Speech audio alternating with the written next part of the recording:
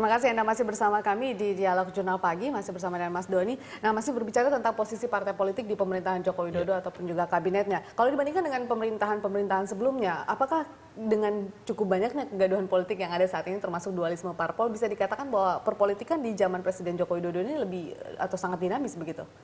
Ya, sangat dinamis karena antara koalisi yang posisi dengan koalisi yang mendukung pemerintah itu sekarang posisinya sama kuatnya, ya.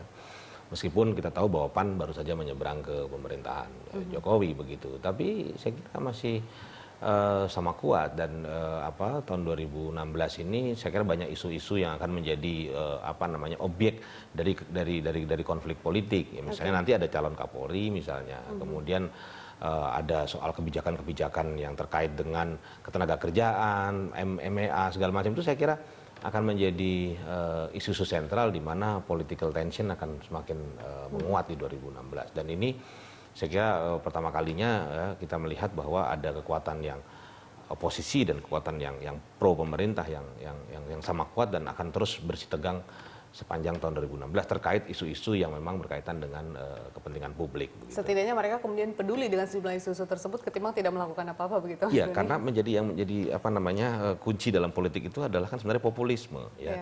Jadi ketika kita menolak satu kebijakan, ya, itu kan ada dua, apakah menolak ini demi kepentingan rakyat atau tidak. Kepentingan rakyat maka kita akan mendapatkan dukungan rakyat. Kalau tidak, justru kita akan diserang habis-habisan, begitu. Ya. Seperti kasus MKD kemarin, begitu kita mendukung ketua DPR, akan diserang habis-habisan, begitu. Tapi kalau kita menolak misalnya impor beras misalnya, itu akan mendapat dukungan dari petani, begitu. Jadi saya kira ini politik yang sederhana dan memang akan menjadi salah satu indikator yang akan terus-menerus dijadikan patokan di tahun 2016 ini. Ya, apalagi Anda katakan tadi banyak isu-isu besar. Skandal Freeport pastinya masih berlanjut karena kita tahu ada pansus yang dibentuk kemudian di DPR ini akan menghambatkah proses dari penyelesaian skandal Freeport ini atau seperti apa? Ada penyelesaian justru?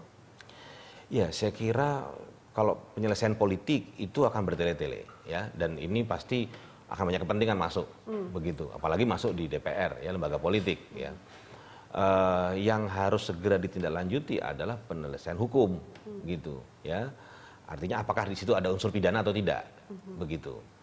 Nah, apa ada kerugian negara atau tidak, begitu. Artinya dan yang begitu. Dilakukan kejaksaan saat ini harus itu yang saya kira harus diselesaikan, begitu. Kalau kita serahkan pada pansus, ya, saya kira ini akan panjang, begitu. Dan ya ini akan menjadi kegaduhan baru tahun 2016. Tapi bukankah kalau kemudian kejaksaan memegang peranan penting, kemudian juga ada pansus di DPR yang mulai melakukan manuvernya, akan terjadi kegaduhan yang berbeda lagi? Artinya ada dua kubu yang memperdebatkan terkait dengan skandal Freeport. Ya syukur-syukur kalau ternyata mereka satu suara, begitu Mas Doni.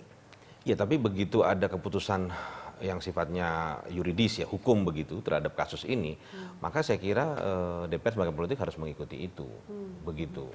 Ya, karena DPR ini kan nanti akan memberikan hukuman politik, gitu, ya, terhadap satu kebijakan. Sementara ini kan betul-betul unsur pidana yang diurus, begitu. Jadi saya pikir lembaga politik harus menghormati keputusan hukum yang nanti akan dibuat di kejaksaan terkait kasus Freeport ini. Baik, gitu. Masalahnya adalah akankah terselesaikan ini dengan cara hukum? Kalau kita melihat kasus skandal Freeport ini cukup rumitkah kemudian untuk bisa diselesaikan begitu, mengingat siapa yang ada di belakangnya, bahkan ketua DPR pun juga terlibat begitu? Iya, sekali lagi, maka hukum dan politik itu memang tidak bisa dipisahkan begitu saja. Jadi memang penyelesaian hukum ini juga perlu political support. Dan political support yang paling dibutuhkan adalah dari pemimpin tertinggi kita, yaitu presiden, begitu. Kalau tidak ada political support dari presiden, maka ini juga tidak akan berjalan kemana-mana. Seperti begitu. apa political support yang bisa dilakukan presiden? Ya, memastikan bahwa penyelesaian hukum ini bebas dari intervensi politik, begitu. Jadi ya nanti kan akan bicara bahwa ini di backing oleh ini, didukung oleh ini. Presiden mengatakan bahwa saya akan mendukung penyelesaian hukum, itu selesai, begitu. Karena dia memimpin tertinggi, gitu, dan itu lebih dari cukup untuk membuat aparat kejaksaan untuk bekerja habis-habisan untuk menyelesaikan persoalan itu. Mengenai kemudian cukup banyaknya atau ada beberapa nama dalam kabinet yang juga terlibat dalam atau disebut-sebutlah dalam skandal Freeport ini, bagaimana? Apakah kalau misalnya kemudian salah satu dari mereka memang benar terlibat dari hasil penyelidikan? Itu yang tadi saya sampaikan, bahwa political support itu termasuk keputusan tegas dari presiden. Kalau memang terlibat dan memang ada indikasi ke sana, ya tidak segan-segan untuk diganti, begitu.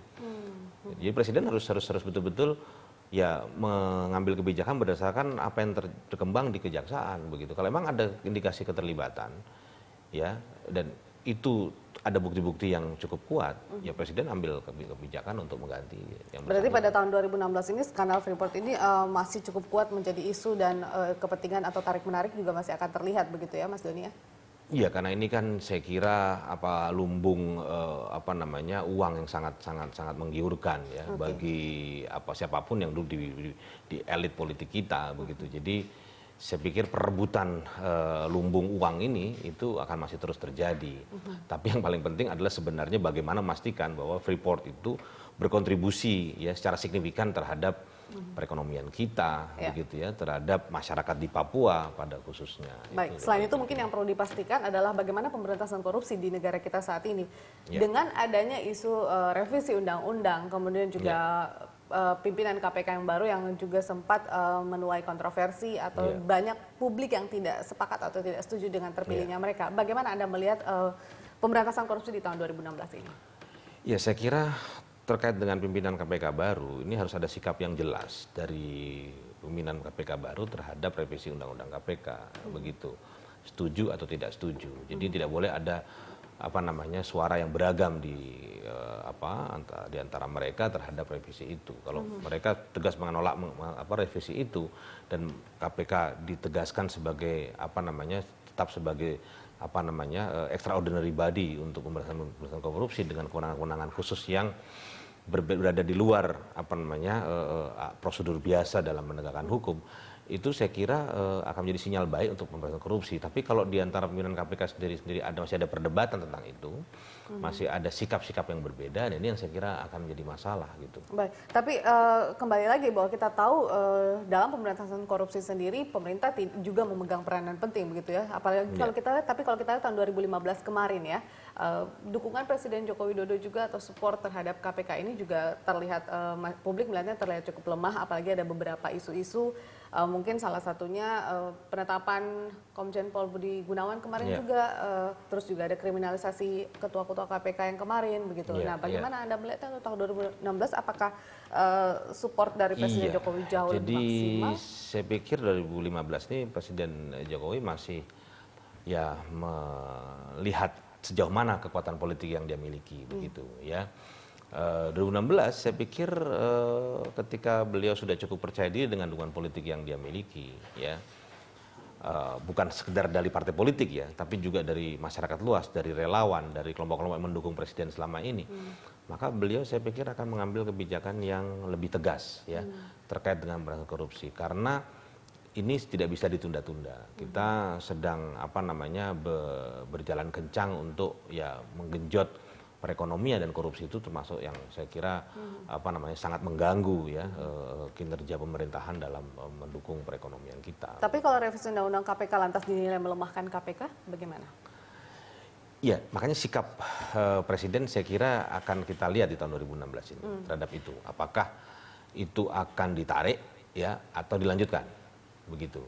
Karena kabarnya kemudian dari anggota DPR atau dari komisi terkait mengatakan pembahasan revisi ini sendiri juga keputusan dari Presiden. Kalau misalnya Presiden tidak memberikan petunjuk untuk melakukan pembahasan di DPR, tidak akan dilakukan begitu. Ya, makanya tadi saya katakan bahwa ini tahun yang penting bagi Presiden untuk menunjukkan komitmennya terhadap pemberantasan korupsi, terutama terhadap revisi itu. Apakah beliau setuju atau tidak? Jadi tidak bisa abu-abu gitu. Tidak bisa ya atau tidak, tapi harus ya diteruskan atau tidak gitu. Nah, saya pikir tadi saya katakan ketika Presiden sudah mulai melihat kekuatan politiknya ya, dan melihat bagaimana aspirasi masyarakat yang berkembang, ya beliau akan mengambil keputusan yang tegas mengenai itu. Jadi tidak bisa diulur-ulur lagi, karena kita nggak bisa main-main dengan pemberantasan korupsi gitu ya. Oke, baik Mas Dodi, kita akan lanjutkan perbincangan di segmen berikutnya. Pemirsa tetaplah bersama kami di Dialog Jurnal.